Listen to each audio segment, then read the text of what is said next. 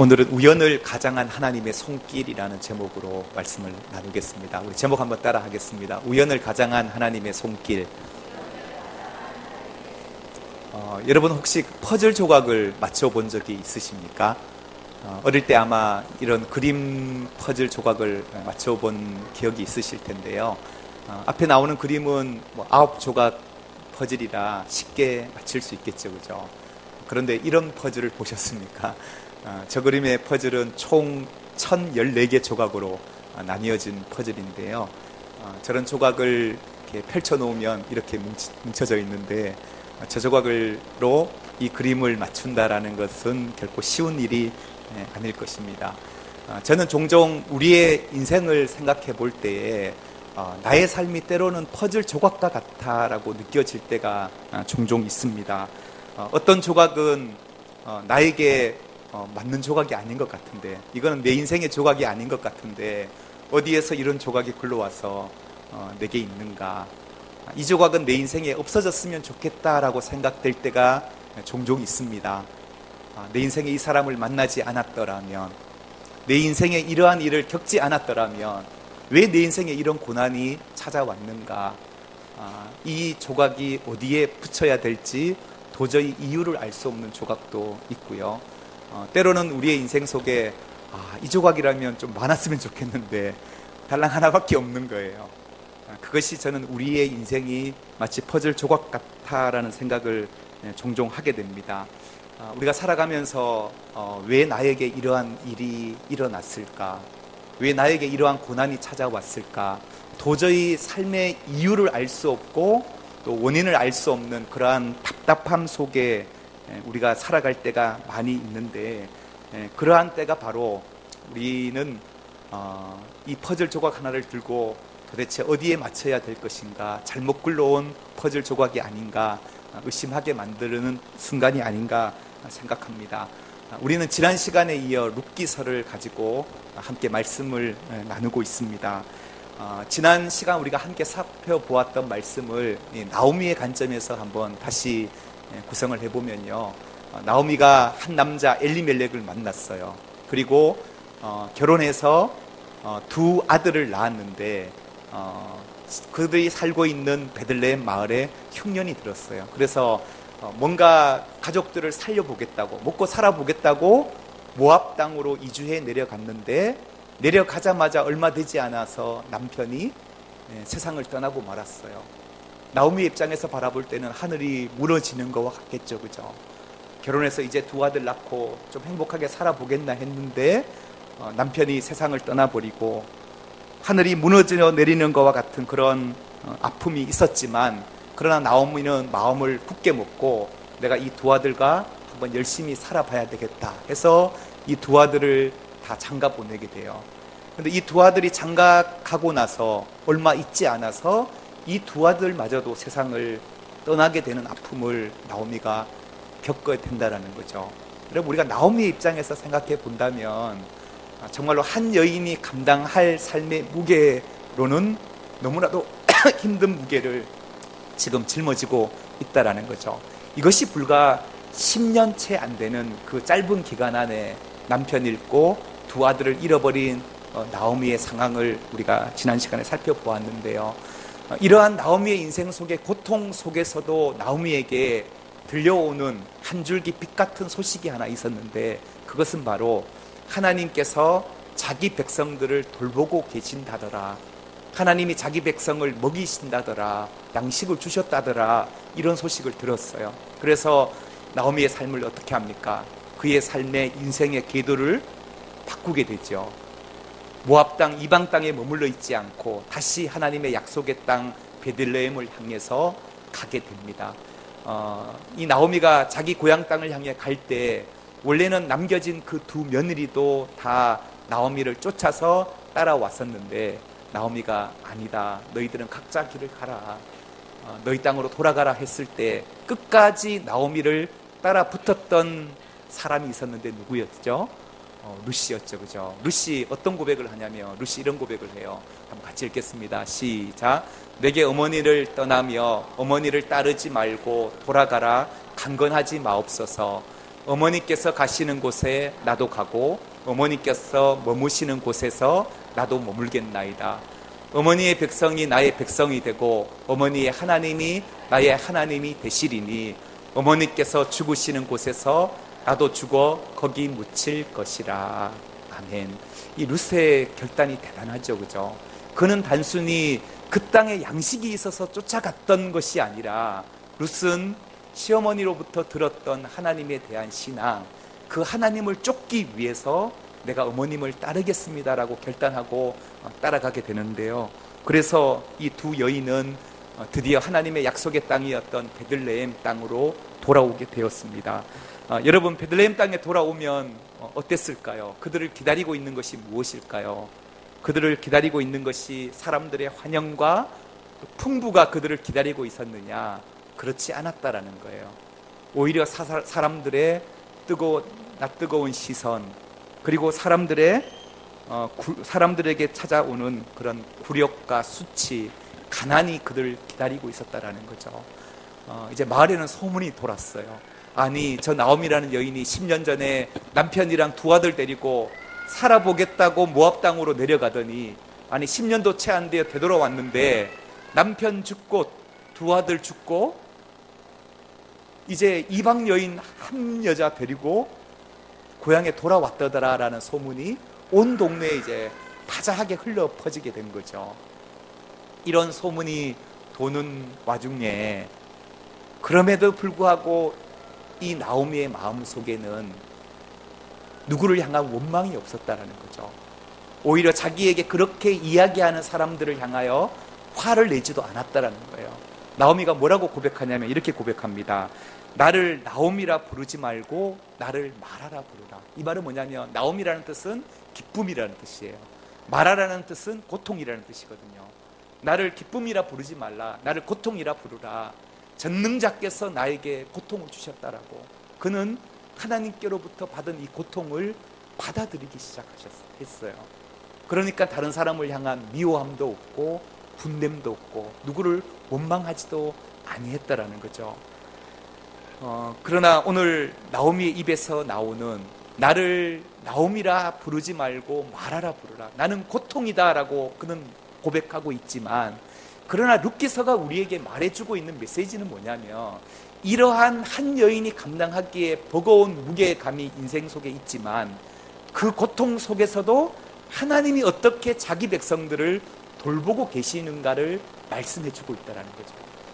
이러한 나오미와 룻의 고통 속에 하나님은 어떻게 그들의 인생에 하나님의 손길을 뻗고 계시는가, 오늘 본문이 우리에게 말씀해주고 있는 주제가 그러한 주제다라고 하는 사실입니다. 여러분, 이런 말이 있죠. 고통은 위대한 하나님의 역사를 잉태하는 자궁이다라고도 하고요. 고통은 또한 위대한 하나님의 역사를 낳는 인큐베이터다라는 말을 우리가 종종 하게 되는데요. 우리의 인생 속에 찾아오는 고통이 아무 쓸모없는 것 같고 왜 하나님이 나에게 이러한 고통을 주시는가 이해되어지지 않지만, 그러나 하나님의 역사를 살펴보면 하나님은 언제나 고통의 역사 속에 하나님의 놀라운 구원의 역사를 만들어 나가시는 여인의 자궁 같고 인큐베이터와 같은 역사를 이루어 나가셨다라는 거죠. 우리의 삶도 돌아보면 때로는 지금은 고통당하는 그 순간에는 다 이해되어지지 않는데 지나고 보면 그 고통의 시간을 통해 하나님이 어떻게 나를 이끌어 오셨는가를 우리가 경험하게 된다라고 하는 사실입니다. 우리는 고통 가운데 있었던 이 나오미와 룻의 삶에 하나님의 어떤 손길이 임하셨는가를 우리가 한번 살펴보겠는데요. 룻이 이방 여인이잖아요. 모압 땅에서 일평생 살았고 처음 이제 가나안 땅 베들레헴 땅에 왔어요. 그런데 이 베들레헴의 땅은 자기가 그동안 살았던 모압 땅과는 달랐어요. 무엇이 달랐냐 하면 하나님은 그 이스라엘 땅에 가난한 자들, 고아와 가부, 극빈자들을 위한 하나님의 배려의 손길이 있는 땅이 바로 가나안 땅이었다라는 거예요. 우리가 레위기 말씀을 한번 읽어보겠는데요. 같이 한번 읽겠습니다. 시작. 너희 땅의 곡물을 벨 때에 밭 모퉁이까지 다 베지 말며 떨어진 것을 줍지 말고 그것을 가난한 자와 거류민을 위하여 남겨두라. 나는 너희의 하나님 여호와이리라. 아멘. 하나님께서 이스라엘 백성들에게 어떤 법을 만드셨냐면요, 농사를 짓고 추수를 할 때에 밭에 내 모퉁이에 있는 기퉁이의 이삭을 베지 말도록 명령하셨다라는 거예요. 그리고 농부가 추수를 하다 보면 이삭이 떨어지잖아요. 떨어지는 땅을 당연히 주어야 이삭을 줍게 되는데 그것도 줍지 말라는 거예요. 내 모퉁이에 있는 이삭들과 떨어진 이삭은 다 누구의 것이라는 거예요? 가난한 자들의 것이라는 거죠. 가난한 자들을 위해서 남겨두라. 그래서 이스라엘 땅에 살아가는 사람들은 내 밭이 없어도, 누가 나를 부양해주는 사람이 없다 할지라도 나가서 이삭을 주울 힘만 있으면 그래도 하루하루 끼니를 먹고 살아갈 수 있는 하나님의 은혜와 배려가 깔려있는 땅이 바로 이스라엘의 땅이었다라는 거죠. 나오미는 이방 여인이었는데 이 베들레헴 땅에 왔을 때 무엇을 먹고 살까, 내가 어떻게 이 시어머니를 부양할까 염려가 많았으나, 그러나 그 땅은 하나님의 은혜와 배려가 있는 땅이었다라고 하는 사실입니다. 오늘 본문 2절에 보면 룻이 시어머니에게 이렇게 말하지요. 나오미에게 이르되 원하건대 내가 밭으로 가서 내가 누구에게 은혜를 입으면 그를 따라서 이삭을 주겠나이다. 여기 보면 내가 누구에게 무엇을 입으면 은혜를 한번 동그라미 해보죠.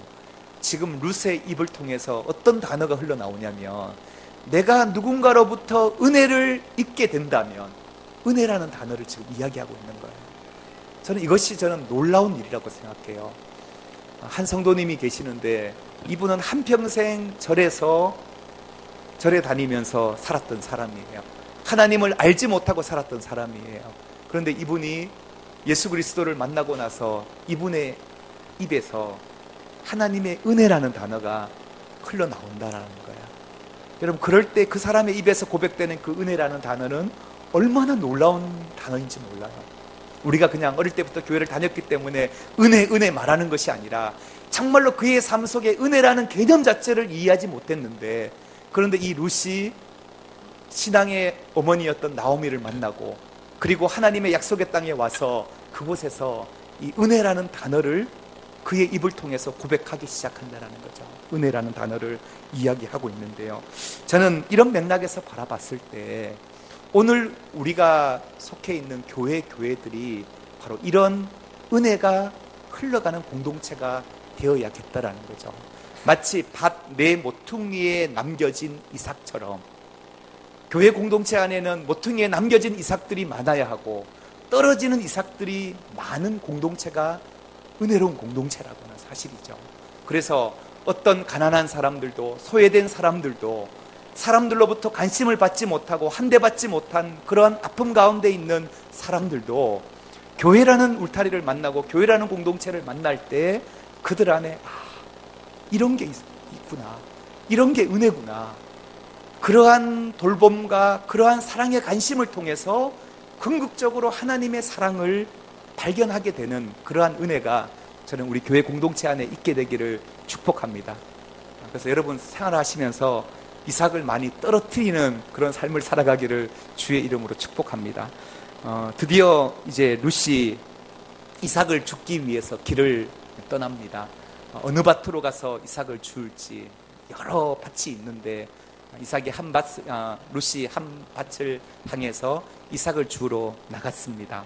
그런데 그 밭이 누구의 밭이었냐 하면 오늘 본문 3절에 보면 누구의 밭이라고요? 보아스에게 속한 밭이었다라고 그렇게 말하고 있어요. 여러분, 이 보아스는 누구일까요?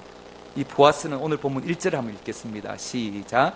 나오미의 남편 엘리멜렉의 친족으로 유력한 자가 있으니 그의 이름은 보아스니라. 아멘. 여러분, 보아스가 누구라고요? 엘리멜렉의 친족이래요. 엘리멜렉은 또 누구더라? 나오미의 남편. 그렇죠. 룻의 시아버지의 친척인 거예요. 그런데 그 사람이 어떤 자였냐면 유력한 자였대요. 여기서 유력한이라는 이 단어는 사회적으로 지위가 높고 그리고 많은 재산가라는 거예요. 유력한 재산가, 부유한 사람이라는 거예요.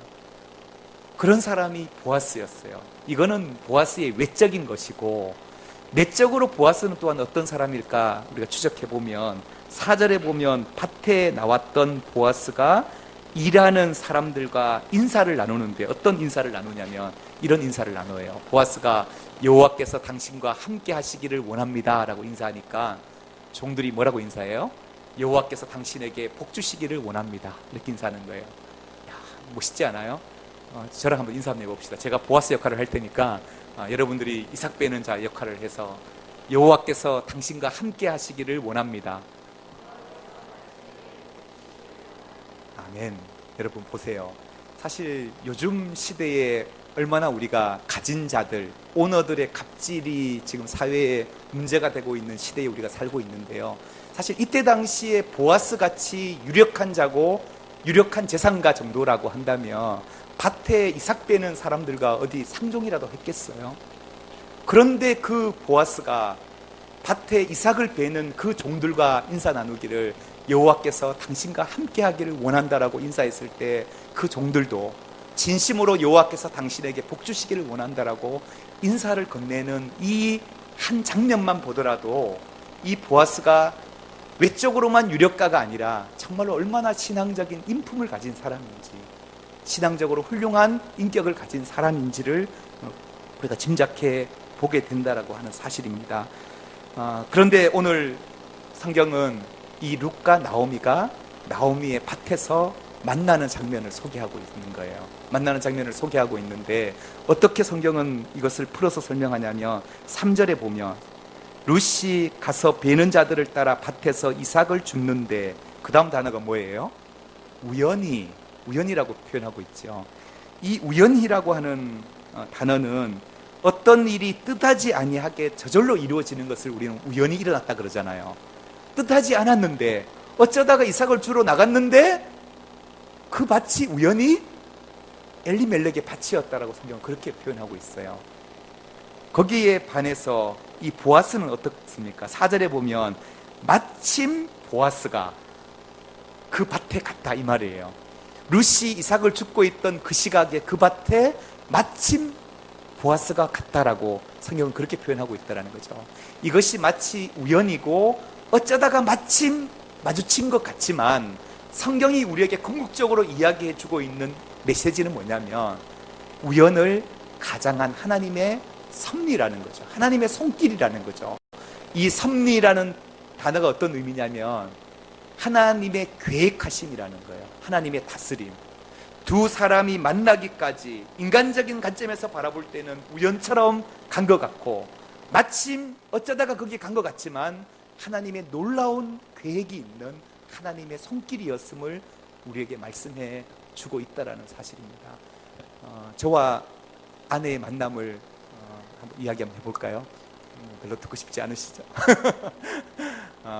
저는 원래 서울신학대학교를 제가 원해서 간 건 아니에요. 저기가 저희 학교 캠퍼스인데요.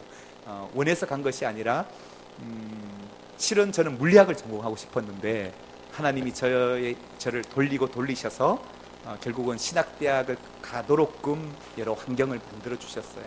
그런데 그때 당시 저희 부모님이 신앙을 갖고 있지 않던 분들이었기 때문에 저희 형님이 그때 당시 이미 총신대학원을 다니고 있었기 때문에 저마저 신학대학 가는 걸 정말 원치 않으셨어요. 그래서 저는 부모님이 원치 않기 때문에 기독교 교육학과를 일단 택하게 되고 그리고 서울신학대학교는 왠지 이름이 달라 보이잖아, 그죠? 그래서 제가 서울신학대학교를 지원해서 나 목회할 거 아니야, 나중에 교사할 거니까 괜찮아 하고 들어가게 된 곳이 서울신학대학교를 들어가게 된 거예요. 원래 제가 섬기던 교회는 장로교회였기 때문에 총신대를 가는 게 당연한 코스였는데 서울신학대학교를 들어가게 된 거예요. 그러니까 저희 시골 분들은 제가 서울대학교의 신학과를 다니는 줄로 알고 계시는 분도 계세요. 그건 자유고. 그래서 가게 되었고, 그리고 저희 아내 같은 경우에는 간호학과랑 기독교 교육학과를 이제 지원을 해서 둘을 합격을 했는데 늘 저한테 하는 말이 내가 간호학과를 안 가고 기독교 교육학과를 갔기 때문에 당신을 만난 거 아니냐라고 이야기를 해요. 그러니까 사실 우리가 만남을 생각하면 어쩌다가 우연히 이렇게 해서 여기 간 것 같고 이렇게 온 것 같지만 하나님의 관점에서 바라보면 그 모든 만남의 과정과 여정 속에 하나님의 개입이 있다라는 것을 우리는 믿고 있다라는 거죠. 그리고 나서 두 사람이 서울신학대학교를 다 갔지만 사실 학교에서 만날 그런 학번은 아니에요. 제가 나이 차이가 좀 있기 때문에.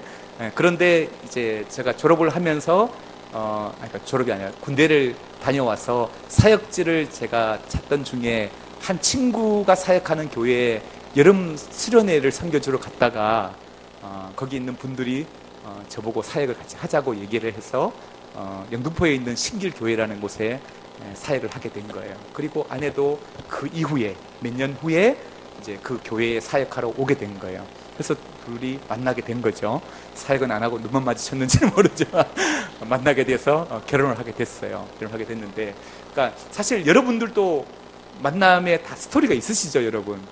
남편과 만났을 때, 또 다른 사람들과 만났을 때 만남에 다 스토리가 있는데요.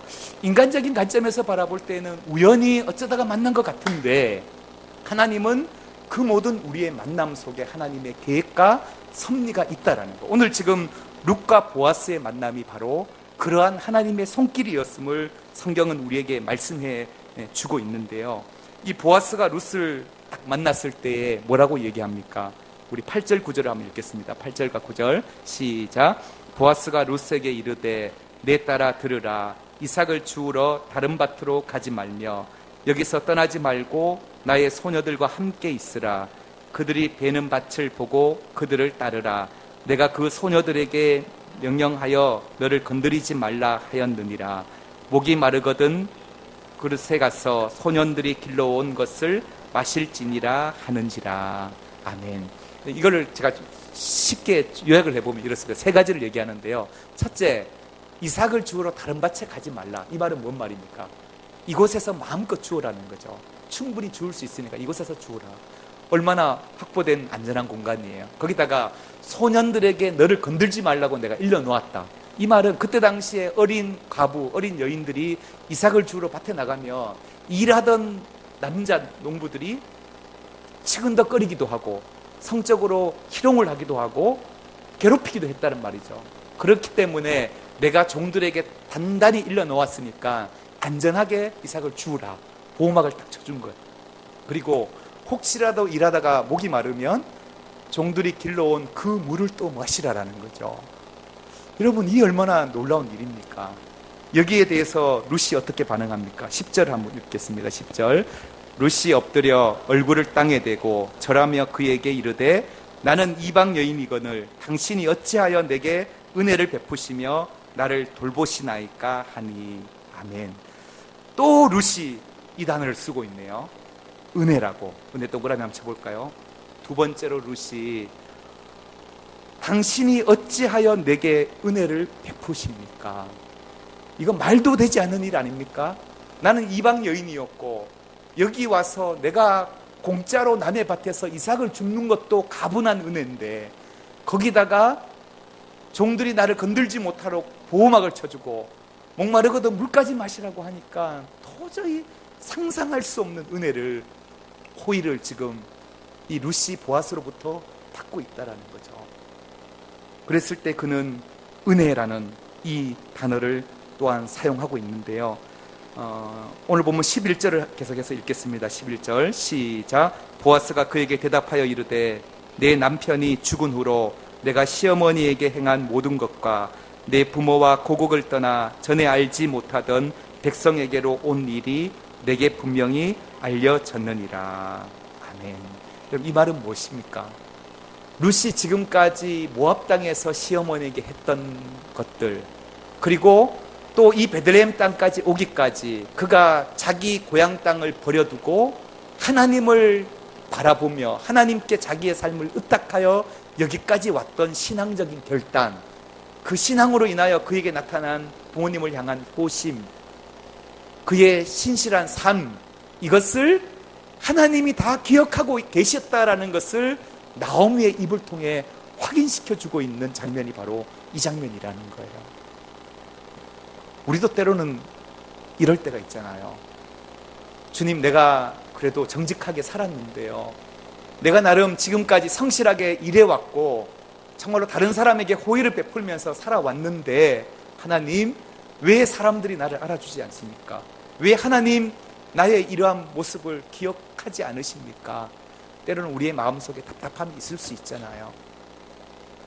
물론 오늘 룻의 삶도 뭔가 사람들에게 보이기 위해서 선을 베푼 것도 아니고 어떤 사람에게 인정받으려고 선을 베푼 것은 절대 아니에요. 룻은 나오미를 통해서 하나님을 알았고 그 하나님의 백성답게 그가 성실하게 신실한 삶을 살았던 그 결과가 시어머니를 잘 공양하게 되고 그리고 여기까지 쫓아오게 된 그의 삶인데요. 그런데 하나님께서는 그거를 다 기억하고 계셨다는 거죠. 그래서 그 소문이 돌고 돌아서 이미 보아스 귀에 다 내가 들었다라고 그렇게 말씀하고 있다는 거예요. 이게 얼마나 놀라운 거예요. 우리가 누군가에게 인정받기 위해서, 누군가 내 삶을 알아주기 위해서, 사람에게 잘 보이기 위해서 행하는 우리의 삶은 한계가 있어요. 그러나 우리는 사람 앞에서가 아니라, 따라합시다, 코람데오. 이건 무슨 뜻일까요?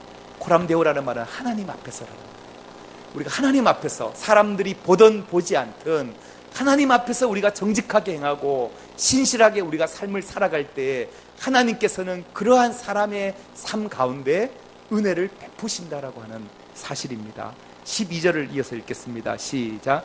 여호와께서 내게 행한 일에 보답하시기를 원하며 이스라엘의 하나님 여호와께서 그의 날개 아래 보호를 받으러 온 내게 온전한 상 주시기를 원하노라 하는지라.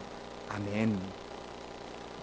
지금 보아스는 뭐라고 말합니까? 너가 이 땅까지 온 것은 단순히 잘 먹고 잘 살겠다고 온 것이 아니라 여호와 하나님의 날개 그늘 아래 거하기 위해서 여기까지 왔다라는 것을 내가 알고 있다라는 거죠. 여러분, 이것이 복 있는 인생입니다. 그래서 시편 기자는 이런 고백을 하잖아요. 같이 읽어볼게요. 하나님은 우리의 피난처시요 힘이시니 환난 중에 만날 큰 도움이시라. 아멘. 그러니까 우리의 피난처가 되시는 그 하나님, 하나님의 날개 그늘 아래로 피하는 인생이 복이 있다라는 거예요. 룻은 그 하나님의 날개 그늘 아래를 향하여 자기의 고향 땅을 버리고 이 베들레헴 땅까지 왔기 때문에 그것을 내가 알고 기억하고 있다라는 거죠. 그리고 그런 너에게 하나님의 은혜와 축복이 함께 하기를 내가 빈다. 이렇게 보아스가 응대하고 있는데요. 그럴 때 이제 마지막 13절입니다. 시작. 룻이 이르되 내 주여 내가 당신께 은혜를 입기를 원하나이다. 나는 당신의 하녀 중에 하나와도 같지 못하오나 당신이 이 하녀를 위로하시고 마음에 기쁘게 하는 말씀을 하셨나이다 하니라. 아멘. 룻이 뭐라고 고백합니까? 내 주여 내가 당신께 뭐라고요? 은혜 입기를 원하나이다. 은혜. 또도 원하면 쳐보세요. 오늘 이 본문 속에 룻은 지금 3번씩이나 은혜를 강조하고 있다는 거죠. 이방 땅에서 전혀 은혜를 알지도 못하고 경험하지 못했던 한 여인이 나오미의 신앙적인 본과 또 보아스의 호의적인 베품과 섬김을 통해 그의 삶 속에 은혜라는 단어를 고백하고 있다라고 하는 사실입니다.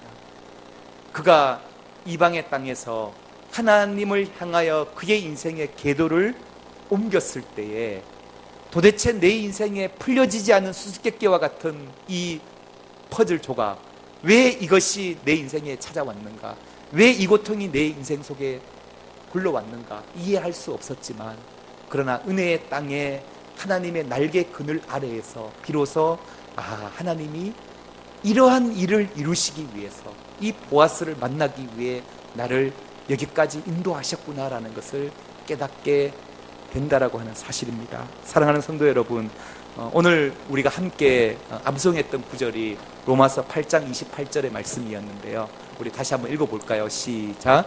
우리가 알거니와 하나님을 사랑하는 자 곧 그의 뜻대로 부르심을 입은 자들에게는 모든 것이 협력하여 선을 이루느니라. 아멘. 아멘. 여러분, 이 말이 의미하는 바가 무엇입니까?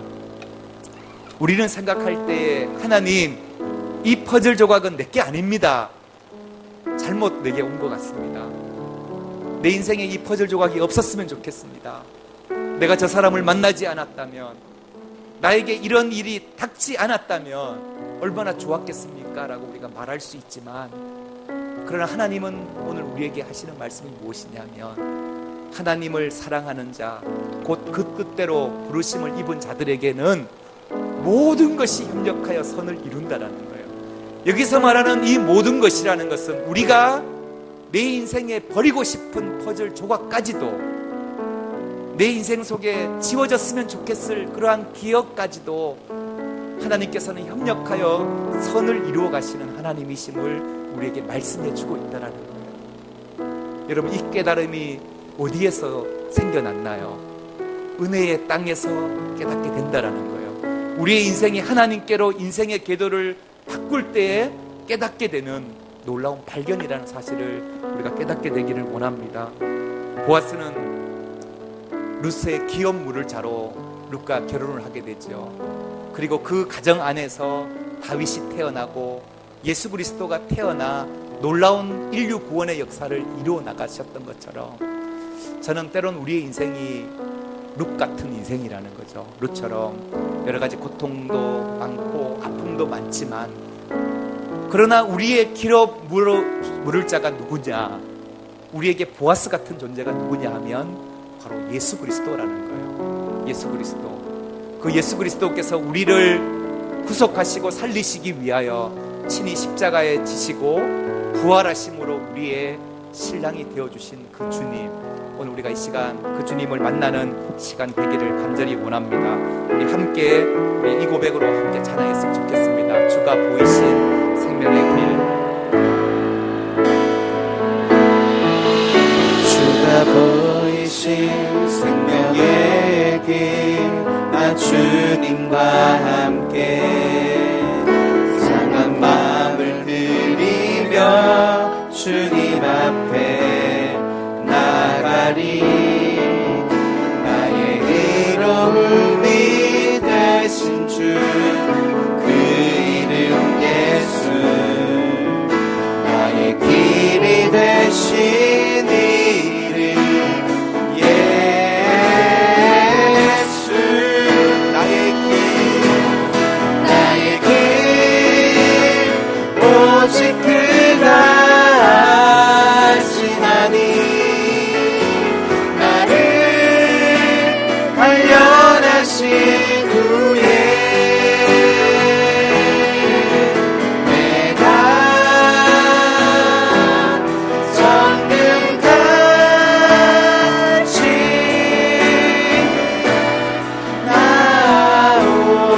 나오리라. 다시 한번 고백합니다. 주가 보이신 생명의 길.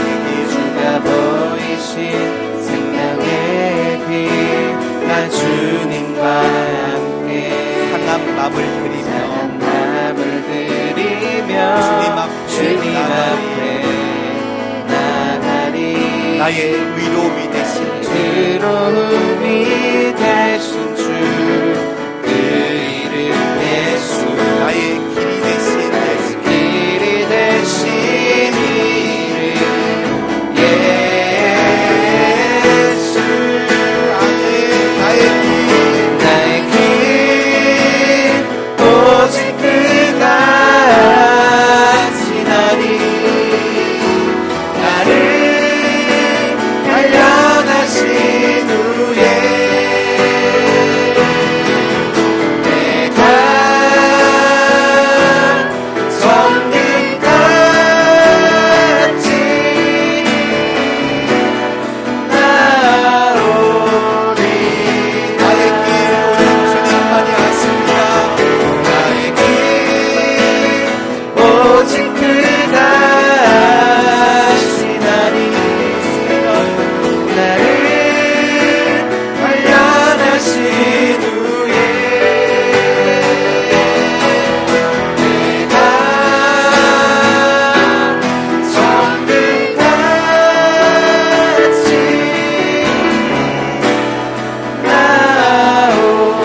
나오리라. 아멘. 우리 시간 주님 앞에 기도하며 나아갈 때 여러분 각자 인생 속에 여러분 이해되어지지 않았던 퍼즐 한 조각을 들고 이 시간 주님 앞에 한번 나가기 원합니다. 하나님, 이 조각이 왜 내 인생에 떨어졌습니까? 이 조각이 나의 조각이 맞습니까?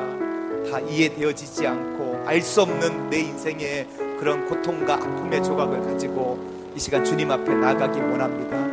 하나님, 내 삶이 하나님께로 인생의 궤도를 돌리게 하여 주시고 하나님의 은혜의 공동체에서 하나님의 놀라운 손길을 발견하고 깨닫는 시간이 되게 하여 주옵소서라고 우리 시간 주님 앞에 기도하며 나가기 원합니다. 기도하시겠습니다. 하나님 아버지, 은혜를 감사합니다.